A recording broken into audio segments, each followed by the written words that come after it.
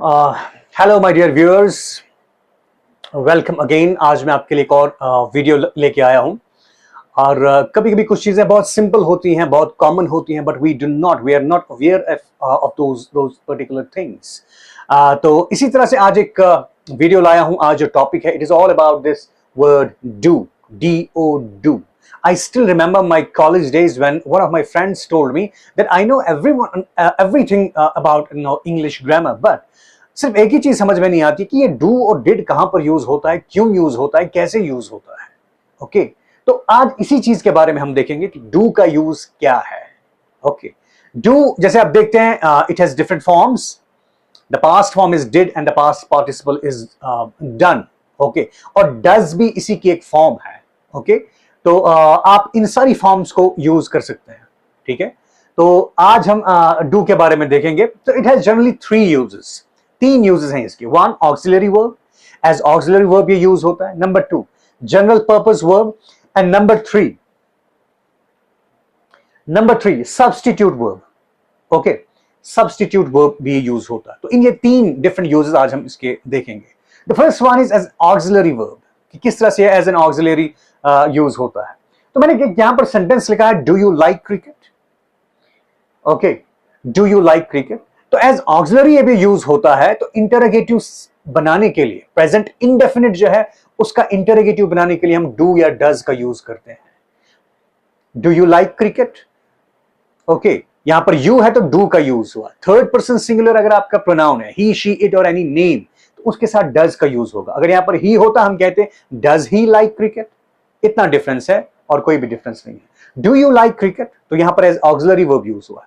तो ये negative sentence में भी यूज होता है एज एन ऑक्सिलरी वर्ब। जैसे आई डोंट लाइक क्रिकेट, ये नेगेटिव सेंटेंस। आई डोंट या I do not like cricket.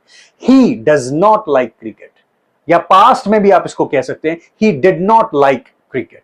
ठीक है, तो no difference. I don't like cricket, तो यहां पर एज ऑक्सिलरी वर्ब यूज हुआ है। ठीक है, इन केसेस में। सो नंबर 3, तीसरा केस हमारा क्या, मैंने एक सेंटेंस यहां पर लिखा है, I do love her. I do love her. जब आप किसी चीज पर जोर देना चाहते हैं, when you want to lay emphasis on something, तो आप डू का यूज करते हैं as auxiliary verb. For example, मैं कहता हूं, मैं आपको इनवाइट करता हूं कि आपने मेरे घर, मैंने एक पार्टी रखी है, आपने मेरे घर आना है, बट यू आर सेइंग कि नहीं, हम देखते हैं, हम कोशिश करेंगे। लेकिन मैं कहता हूं, no, you do come to my home. You do come to join the party. नहीं, जरूर आना है आपने मेरी पार्टी में। डू कम, जरूर आना है। ठीक है, वही जोर देने के लिए किसी बात पर हम डू का यूज करते हैं। आई do love her. For example, case ऐसा है, मैं कहता हूं, she thinks that I don't love her, but I do love हर। उसे लगता है कि मैं उससे मोहब्बत नहीं करता हूं, लेकिन मैं करता हूं। आई डू लव हर। इस केस में आप डू का यूज करेंगे जब आप जोर किसी चीज पर देना चाहते हैं। तो यहां पर भी as an auxiliary verb use हुआ है। नंबर 4th केस क्या है, मैंने एक सेंटेंस यहां पर लिखा है, you don't like reading but I do. I do, ठीक है, आई डू। मैंने यहां पर एलिप्सिस लिखा है, एज एलिप्सिस ये यूज हुआ है when you replace a phrase or a word by some other word. जैसे यू डोंट लाइक रीडिंग, आपको रीडिंग पसंद नहीं है, बट आई लाइक रीडिंग, लेकिन मुझे रीडिंग पसंद है, but I like reading. I like reading, like reading की जगह मैंने डू का यूज किया। You don't like reading but I do, मतलब आपको रीडिंग पसंद नहीं है, लेकिन मुझे पसंद है, बट आई डू। डू जो है लाइक रीडिंग की जगह यहां पर यूज हुआ है। यहां पर आप ये भी यूज कर सकते हो, बट आई लाइक रीडिंग, लेकिन it doesn't look good, it doesn't seem good कि आप सेम फ्रेजेस या सेम वर्ड्स को रिपीट करते हैं। To avoid that repetition, we make ellipses. ठीक है, हम हटाते हैं कुछ वर्ड्स को और उनकी जगह कुछ और वर्ड यूज करते हैं। इसी तरह से डू यहां पर यूज हुआ है। You don't like reading but I do. You don't like playing but I do. Past में भी आप कर सकते हो, he did not like reading but I did.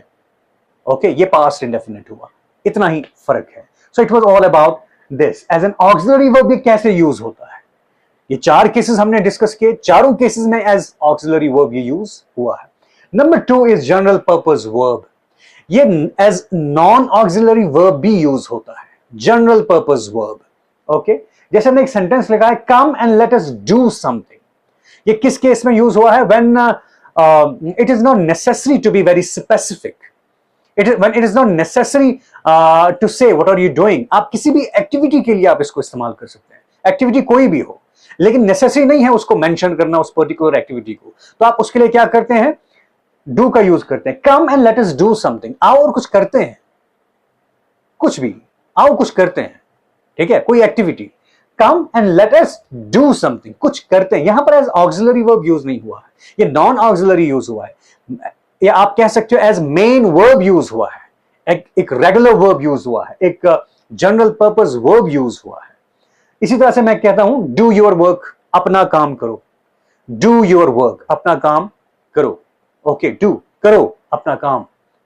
तो यहां पर भी एज मैन वर्ब या as general purpose verb use हुआ है। लेकिन ये याद रखिए कि आप मैंने कहा कि किसी भी एक्टिविटी के लिए आप इसको इस्तेमाल कर सकते हैं, ठीक है, when it is not necessary to mention that activity, okay. तो हम कहते हैं come and let us do something, वो कुछ कर रहा है, ही इज डूइंग समथिंग, ठीक है, उसे रहने दो, ही इज डूइंग समथिंग, वो कुछ कर रहा है, ठीक है, when it is not necessary to mention कि क्या कर रहा है, तो आप कह सकते हो कि हाँ, he is doing something, okay. It was this general purpose verb. Then the third case is as substitute verb. यहां आपने देखा ellipsis and substitute verb थोड़ा resemble करता है। कैसे?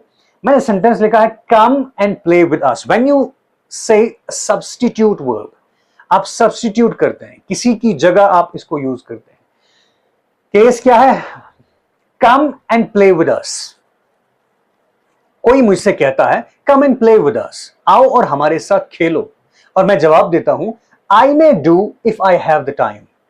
हाँ, मैं कर सकता हूं, मैं मतलब खेल सकता हूं अगर मेरे पास टाइम होगा। यहां पर ये ऑक्सिलरी वर्ब के बाद यूज होता है, यहां पर ऑक्सिलरी वर्ब मे यूज हुआ है, तो मे के बाद आप डू को एज सब्स्टिट्यूट वर्ब यूज कर सकते हो। यहां पर भी ऑलमोस्ट एज जनरल पर्पस, या आप ये कह सकते हैं एज मैन वर्ब यूज हुआ है, या एज एलिप्सिस यूज हुआ है, सब्स्टिट्यूट वर्ब। इसने सब्स्टिट्यूट किया किसी को, किसको? कम एंड प्ले विद अस। मैं जवाब देता हूं आई मे डू, या आप इसको ऐसे भी कह सकते हैं I may come and play with you if I have the time. तो ये लंबा हो जाएगा, आप इसको रिपीट करते हैं पूरे सेंटेंस को। तो इस रेपिटेशन को अवॉइड करने के लिए हम क्या करते हैं? हम ऑक्सिलरी प्लस डू का यूज करते हैं ऐसे केस में, ओके। तो ऑक्सिलरी के बाद डू जो है अलोन यूज हो सकता है in British English specially. I may do if I have the time. I may do का मतलब क्या है? Yes, I may come and play with you if I have the time. लेकिन उस पूरी फ्रेज को, कम एंड प्ले विद यू, इस पूरे फ्रेज को इसकी रेपिटेशन को अवॉइड करने के लिए हमने ऑक्सिलरी प्लस डू का यूज किया, okay. I may do if I have the time. So ये था auxiliary verb as general purpose verb या as substitute verb कैसे यूज होता है। इसी तरह से do जो है, इसके साथ so का यूज भी आप कर सकते हैं। do so, do it, do that. I would like to do so, ठीक है, ऑलमोस्ट इन्हीं के साथ ये रिजेंबल करता है कि हाँ, मैं ये करना चाहूंगा। I would like to do so, I would like to do it, I would like to do that.